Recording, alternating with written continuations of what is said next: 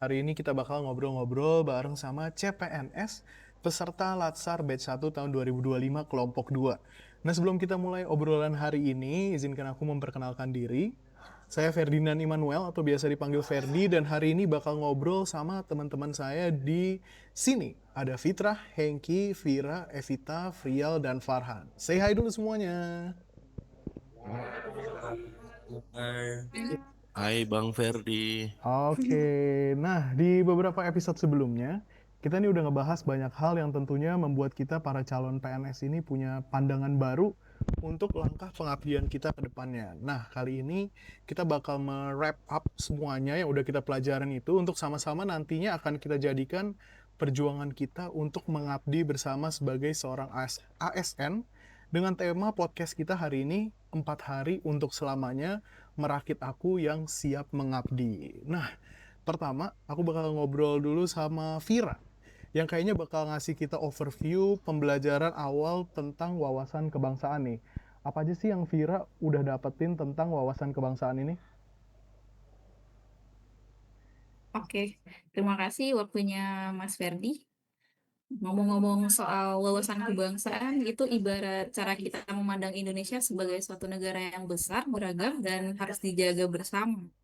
Jadi wawasan kebangsaan itu bukan cuma soal hafalan Pancasila, soal undang-undang, tapi bagaimana rasa memiliki dan tanggung jawab sebagai warga negara. Nah, ngomong-ngomong soal wawasan kebangsaan, dia punya tujuan tuh, Mas. Kenapa sih kita perlu punya wawasan kebangsaan gitu? Yang pertama, agar adanya rasa cinta terhadap Indonesia. Hal ini agar tidak gampang terpecah belah hanya karena ada perbedaan suku, agama, atau pendapat. Yang kedua, menjaga persatuan dalam keberagaman. Indonesia itu kan majemuk ya, berbeda-beda. Tapi kita harus tetap satu sesuai dengan semboyan kita, yaitu Bhinneka Tunggal Ika. Yang ketiga, agar tidak gampang terprovokasi dengan adanya wawasan kebangsaan yang kuat, kita jadi lebih kritis dan gak gampang terprovokasi. Dan yang terakhir itu, menjadi warga negara yang sadar akan hak dan kewajibannya. Tahu kapan harus bersuara dan tahu kapan harus ikut aturan. Terus kalau dirangkum semuanya itu, ada beberapa nilai yang jadi pegangan. Yang pertama, cinta tanah air. Yang kedua, persatuan dan kesatuan. Yang ketiga, rela berkorban. Yang empat, itu toleransi dan gotong royong. Pada wawasan kebangsaan ini juga ada terkait bendera, bahasa, dan juga lambang negara yang merupakan sarana pemersatu identitas dan juga wujud ekstensi bangsa yang menjadi simbol kedaulatan dan kehormatan negara. Gitu Mas yang saya ketahui terkait wawasan kebangsaan. Oke, keren banget ya. Jadi emang di sini ada tujuannya kita punya wawasan kebangsaan juga udah terangkum semua nih. Mulai dari kita cinta Indonesia, bersatu dalam keberagaman, tidak mudah terprovokasi juga, terus menjadi warga negara yang sadar hak dan kewajibannya. Nah, tadi kalau kita ngomongin soal wawasan kebangsaan, pastinya nggak jauh-jauh dari yang namanya bela negara nih. Apalagi kita ASN, wajib banget buat punya sikap bela negara. Nah, kalau ngomongin soal bela negara, kayaknya ada Hengki nih yang udah siap buat jelasin kita tentang bela negara. Nah, silakan Hengki. Oke, terima kasih Mas Ferdinand atas waktunya ya. Jadi kita kan sharing pembelajaran selama 4 hari ini. Di selama mengikuti agenda pertama yang diajar sama Bu Leli, saya mendapatkan pengalaman berharga saat mendalami materi bela negara. Sebagai seorang CPNS yang baru saja memasuki dunia birokrasi, awalnya saya hanya memahami bela negara secara sempit, identik dengan kewajiban militer atau peran tentara saja. Namun pembelajaran Lazar membuka pemahaman saya bahwa bela negara adalah tugas semua warga negara, Mas, termasuk saya sebagai calon aparatur sipil negara. Dalam pembelajaran, saya memahami bahwa bela negara bukan sekedar konsep ya, melainkan sikap dan perilaku nyata dalam kehidupan sehari-hari. Saya belajar bahwa menjadi seorang ASN yang memiliki integritas, disiplin, kemudian kepekaan terhadap permasalahan masyarakat, itu bentuk bela negara juga di era sekarang. Eh, ini disampaikan dengan sangat gamblang melalui materi yang diajarkan oleh Bu Leli, bahwa bela negara juga berarti kesiapsiagaan fisik, kemudian mental, dan sosial. dalam menghadapi segala tantangan, mulai dari bencana alam, krisis sosial, hingga ancaman ideologi yang merongrong Pancasila. Kemudian salah satu hal yang sangat menggugah saya dalam saat mendalami 5 nilai dasar bela negara, yaitu yang pertama ada cinta tanah air, kemudian yang kedua ada sadar berbangsa dan bernegara, yang ketiga ada setia pada Pancasila sebagai ideologi, yang keempat ada rela berkorban untuk bangsa dan negara, kemudian ada yang kelima kemampuan awal bela negara. Terus selain teori, saya juga diajak untuk merefleksikan diri nih melalui diskusi, tugas, dan praktik. Ketika menyusun learning journal, saya harus menjawab pertanyaan tentang mengapa wawasan kebangsaan dan bela negara itu penting. Pertanyaan itu membuat saya menyadari bahwa banyak tantangan yang sedang kita hadapi sebenarnya. Ada kemiskinan, kemudian ada kesenjangan sosial, kemudian ada kesenjangan pendidikan, polarisasi sosial, radikalisme, kemudian untuk PNS itu isunya itu tentang kepercayaan publik terutama. Tanpa semangat bela negara, Indonesia bisa kehilangan arah dan hanya menjadi nama di peta seperti yang dikatakan Bung Hatta. Seperti itu. Saya juga belajar bahwa kesiapsiagaan bela negara tidak hanya dilakukan di medan konflik, tetapi juga dalam rutinitas kerja sebagai CPNS. Dan yang paling menarik dalam pembelajaran ini disampaikan dengan metode yang kreatif. Saya diminta membuat poster digital ya kemarin yang tugasnya. Poster digital mengenai ASN turut bela negara, kemudian seperti ini ada podcast juga, learning journal, karya seni bela negara juga disuruh membuat. Jadi pembelajarannya sangat menarik. Itu sih menurutku tentang pembelajaran selama 4 hari ini, Oke. terutama dalam hal bela negara ya. Oke, mantap banget nih. Berarti pernyataannya Mas Hengki tadi ada satu quotes yang kayaknya bagus banget ya. Tanpa bela negara, Indonesia hanya sebuah Hanya nama. sebuah nama, betul. Keren, keren. Dan sekarang kalau ngebahas soal, tadi kita udah ngebahas soal bela negara. Dan kalau kita ngomongin bela negara, ini kayaknya nggak jauh-jauh semangatnya datang dari konsensus dasar berbangsa dan bernegara. Nah, apa aja sih konsensus dasar berbangsa dan bernegara ini? Langsung aja kita bakal ngobrol sama Fitra sekarang. Silahkan Fitra. Baik, terima kasih Mas. Ngomong-ngomong soal konsensus dasar berbangsa dan bernegara ini dikenal dari memiliki 4 macam pilar berbangsa ya Mas. Yang pertama itu ada Pancasila sebagai landasan ideologi dan falsafah hidup bangsa, di mana Pancasila ini merupakan dasar negara Indonesia sekaligus panduan etika dan moral dalam kehidupan berbangsa. Dan kita sebagai aparatur sipil negara ini wajib menjadikan Pancasila sebagai pedoman dalam bersikap, berpikir, dan bertindak baik itu dalam pelayanan publik, penyusunan kebijakan, maupun hubungan sosial. Contohnya itu menjunjung tinggi kemanusiaan dan empati, menjalankan tugas secara demokratis, atau bersikap adil dalam pelayanan publik. Dan yang kedua itu, Mas, ada Undang-Undang Dasar 1945 sebagai landasan konstitusional dan hukum tertinggi, di mana Undang-Undang Dasar 1945 ini memuat struktur pemerintahan, hak dan kewajiban warga negara, serta prinsip-prinsip demokrasi konstitusional. Dan kita sebagai ASN ini merupakan pelaksana kebijakan publik yang harus bekerja berdasarkan hukum dan tidak boleh melanggar konstitusi tersebut, di mana ASN ini juga wajib menjunjung tinggi prinsip akuntabilitas dan transparansi yang dijamin oleh Undang-Undang Dasar 1945. Dan yang ketiga itu ada NKRI atau Negara Kesatuan Republik Indonesia sebagai bentuk negara finalnya, di mana NKRI menegaskan bahwa Indonesia adalah satu kesatuan utuh yang tidak bisa dipisahkan oleh perbedaan wilayah, suku, atau agama. Gagasan ini merupakan penolakan terhadap bentuk federalisme atau separatisme, dan kita sebagai pelaksana birokrasi negara bertanggung jawab untuk memperkuat kesatuan bangsa, memerangi disintegrasi, ataupun membangun kepercayaan antar daerah maupun antar kelompok. Contohnya, menolak segala bentuk separatisme, radikalisme, ataupun intoleransi, dan melindungi seluruh warga negara tanpa memandang asal-usul daerah. Dan yang terakhir ada Bhinneka Tunggal Ika atau yang biasa disebut sebagai semboyan nasional kita, berbeda-beda tapi tetap satu. Di mana semboyan ini berasal dari kitab Sutasoma, karya Empu Tular, dan menggambarkan semangat toleransi, persatuan dalam keberagaman, serta penghargaan terhadap pluralitas bangsa Indonesia. Dan kita sebagai wajah negara atau ASN ini harus menjadi teladan dalam menghargai perbedaan suku, agama, ras, maupun budaya, sehingga ASN ini harus inklusif, adil, ataupun berorientasi pada kepentingan semua golongan. Contohnya, menolak diskriminasi dalam pelayanan, ataupun menjunjung tinggi budaya lokal dan tidak bersikap sentralistik. Mungkin seperti itu, Mas.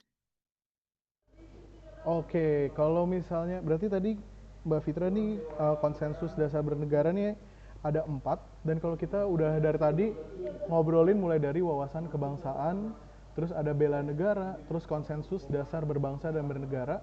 Sekarang kayaknya anak muda, terutama CPNS muda nih, juga wajib paham hal ini untuk jadi semangat dalam pengabdiannya. Tapi kayaknya di era globalisasi ini yang semuanya serba internet, semuanya serba cepat, kayaknya ada yang namanya algoritma kebangsaan. Nah, untuk lebih dalam lagi tentang ini bakal ada Farhan yang membahas tentang algoritma kebangsaan. Nah, silahkan Farhan. Oke, terima kasih Mas Ferdi. Oke, jadi di sini eh, mungkin langsung saja ya, saya akan menjelaskan mengenai algoritma kebangsaan. Algoritma kebangsaan sendiri artinya yaitu konsep atau gerakan atau sistem yang emang disusun yang bertujuan untuk memperkuat nilai-nilai kebangsaan, persatuan, dan kesatuan Indonesia, terutama di kalangan generasi muda. Benar banget, Mas. Terutama itu implementasinya itu melalui pemanfaatan teknologi dan media sosial. Nah, algoritma kebangsaan ini tuh diciptakan dilatar belakangi oleh polarisasi sosial dan apatisme generasi muda. Kemudian krisis identitas kebangsaan juga di era digital ini. Kemudian tantangan multikulturalisme juga dan globalisasi tentunya. Nah, kalau ngomongin algoritma kebangsaan, sebenarnya apa sih contoh-contohnya ya? Implementasinya sebenarnya eh, biasa kita ini ya, biasa kita apa? Lihat gitu, biasa kita kunjungi, biasa kita Oke. jumpai gitu. Ya. Kayak konten-konten pelatihan dasar CPNS yang kemarin mungkin, atau enggak konten-konten positif tentang kebangsaan, atau enggak kampanye tentang kebangsaan. Contohnya tuh kayak kampanye gerakan Indonesia Bersih, hashtag Indonesia Bersih, yang dimana hashtag Indonesia Bersih kan maksudnya kampanye anti korupsi kan. Nah, kemudian menyebarkan konten-konten yang positif tentang Indonesia, tentang timnas misalkan itu juga termasuk tentang timnas. Nah, terus kayak konten-konten yang emang mengajak masyarakat tuh untuk berperan aktif gitu dalam menjaga keutuhan NKRI. Sebenarnya kayak gitu implementasi dari algoritma kebangsaan. Nah, algoritma kebangsaan sendiri juga itu punya 5 nilai inti tuh, yang dimana yang pertama itu ada keadilan, yang kedua itu ada gotong royong, yang ketiga itu ada inklusivitas, dan yang keempat itu ada integritas, serta yang kelima itu ada kepeloporan. Nah, ya kurang lebih tentang algoritma kebangsaan seperti itu sih. Setelah saya mengerti juga tentang wawasan kebangsaan, tentang bela negara, tentang analisis isu kontemporer, pembinaan sikap perilaku, terutama tentang algoritma kebangsaan ini dan teknik analisis isu, eh, saya ngerasa terdapat perubahan sih di diri saya gitu. Terutama dari cara pandang sama sikapnya ya, apalagi sebagai seorang CPNS gitu sih Mas. Yang dimana saya menjadi lebih sadar gitu bahwa pengabdian saya sebagai CPNS atau sebagai ASN nantinya itu bukan hanya tentang tugas administratif aja atau secara birokrasi aja, tetapi tentang gimana caranya menghadirkan nilai-nilai Pancasila dalam tindakan sehari-hari gitu. Ya, kurang lebih seperti itu sih, Mas. Oke, jadi kayaknya emang kalau algoritma kebangsaan ini lebih ke Gen Z banget ya kayaknya, tentang sosial media, tentang memanfaatkan teknologi, terutama untuk konten-konten positif tentang kebangsaan, tentang Indonesia Iya, gitu ya. betul. Iya, betul, Oke, Mas. Gen Z banget. benar. Dan kalau misalnya kita habis ngomongin algoritma kebangsaan, kayaknya setelah ini semua tentunya ada banyak banget problem atau isu-isu yang terjadi. Karena tentunya semua perjuangan nggak ada yang mudah, maka muncullah isu-isu strategis yang terjadi saat ini. Nah, kalau ngomongin soal ada isu-isu strategis apa aja, dan mungkin ada contoh-contohnya juga, bakal kita obrolin sekarang bareng sama Evita. Silahkan Evita. Ya, makasih Mas Ferdi. Kita tuh belajar kemarin tentang isu-isu kontemporer. Ini tuh pembelajaran yang paling relevan dan membuka wawasan kita, terus membantu kita sebagai CPNS untuk tidak hanya memahami tugas pokok dan fungsi, tetapi juga sadar akan dinamika yang terjadi di sekitar kita. Terus pembelajaran isu kontemporer ini kita dibekali kemampuan untuk mengidentifikasi, memahami, serta menyikapi berbagai isu aktual yang muncul baik di tingkat lokal, nasional, maupun global. Terus beberapa contoh isu yang dibahas antara lain yaitu korupsi, narkoba, radikalisme dan terorisme, terus konflik kepentingan, hoax di media sosial, hingga ketimpangan ekonomi. Semua isu tersebut tidak hanya menjadi tantangan, tetapi juga ujian bagi ketahanan bangsa dan kualitas kita sebagai calon aparatur sipil negara. Dengan memahami isu kontemporer secara mendalam, kita sebagai seorang CPNS dapat lebih sigap dalam merespon permasalahan, ikut serta dalam pencegahan, dan bahkan menjadi agen perubahan di lingkungannya. Materi ini juga sekaligus menjadi pengingat bahwa tantangan zaman harus dihadapi dengan wawasan kebangsaan yang kuat, keterampilan berpikir kritis, dan komitmen pada nilai-nilai luhur Pancasila. Ya, itu aja sih Mas dari isu-isu kontemporer. Oke deh, tadi berarti Evita juga menyinggung tentang adanya perlunya wawasan kebangsaan gitu ya untuk mengatasi isu-isu kontemporer yang ada gitu ya. Iya Mas. Oke, nah dari isu-isu yang ada, sebenarnya semuanya nih bisa diidentifikasi dari yang paling urgent sampai yang menjadi perhatian gitu. Dan ada juga yang mungkin bisa diselesaikan di beberapa waktu ke depan. Nah, untuk tahu isu apa aja sih yang paling penting untuk dibahas dan penting untuk segera diselesaikan, kali ini kita bakal ngobrol sama Virial nih yang bakal jelasin. Silahkan Virial. Iya, terima kasih waktunya Mas Ferdi. Jadi ini terkait isu sendiri itu kan kita bisa identifikasi ya. Nah, dalam identifikasi itu sendiri itu sebetulnya kita perlu beberapa skill yang harus kita miliki.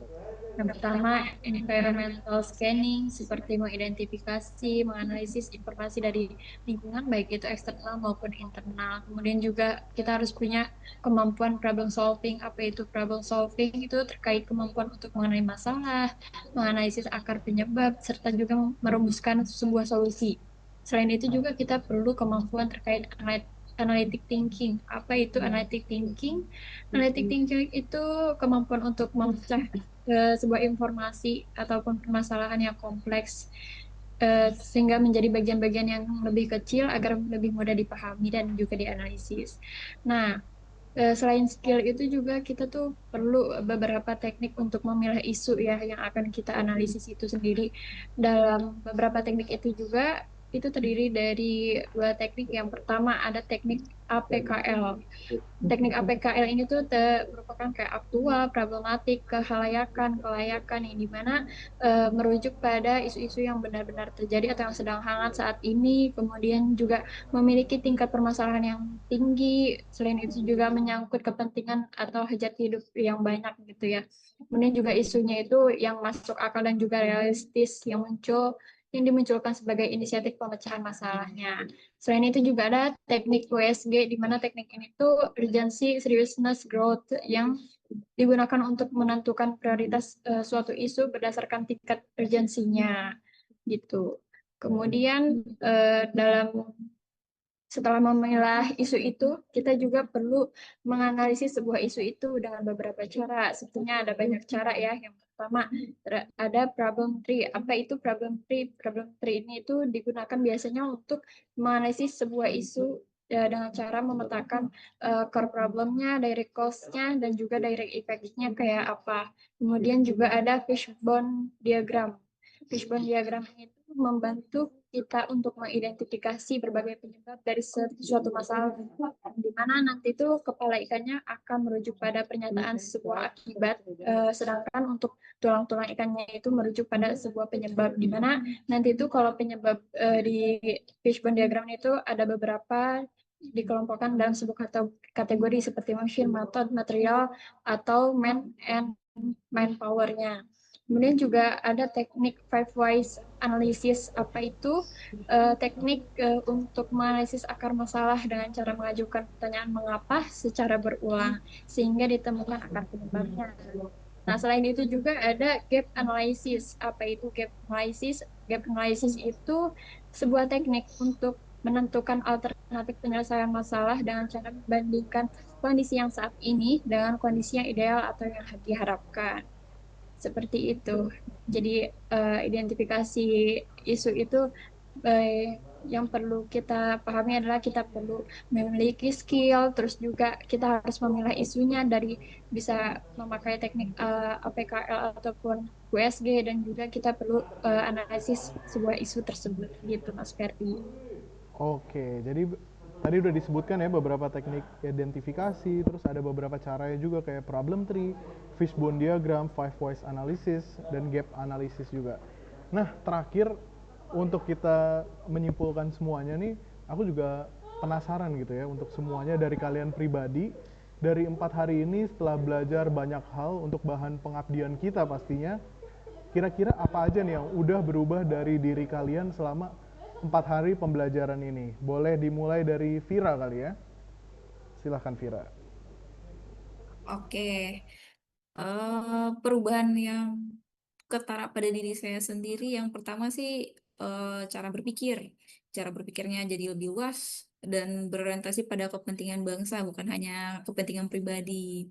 Terus juga dengan wawasan kebangsaan itu lebih menimbulkan rasa cinta, bukan hanya secara emosional, tapi juga dalam bentuk tanggung jawab nanti sebagai calon ASN. Begitu Mas, sedikit saja. Ya. Oke, lanjut mungkin 1 poin aja. Sekarang kita minta ke Hengki, 1 poin aja. Apa yang berubah nih dari diri kamu? Kalau dibilang 1 poin sih masih kurang ya. Sebenarnya banyak poin.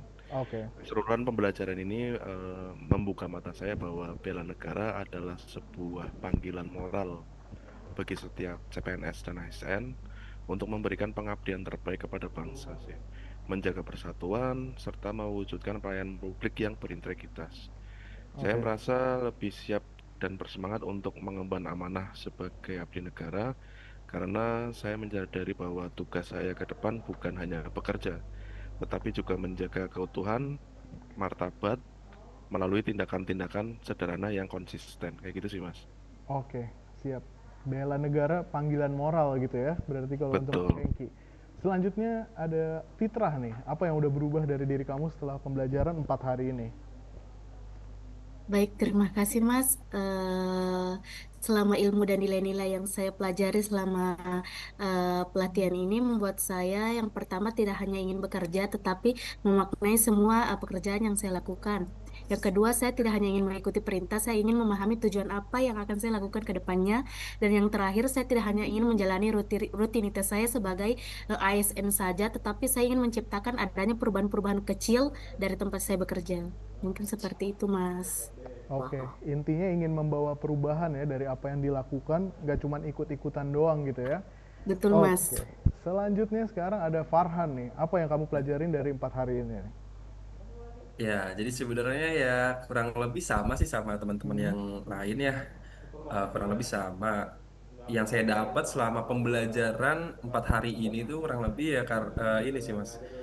Ternyata menjadi seorang CASN atau ASN nantinya itu bukan lagi tentang diri sendiri doang gitu, tapi udah membawa atau membekal, ya membawa nama negara gitu di setiap kehidupan sehari-hari kita gitu. Jadi mau bermedia sosial nanti nggak bisa yang kayak negatif-negatif atau apa, karena kita mengemban nama negara gitu di sini. Jadi kayak ya harus positif lah, harus harus lebih hati-hati dan positif lah, kurang lebih seperti itu sih yang saya ini.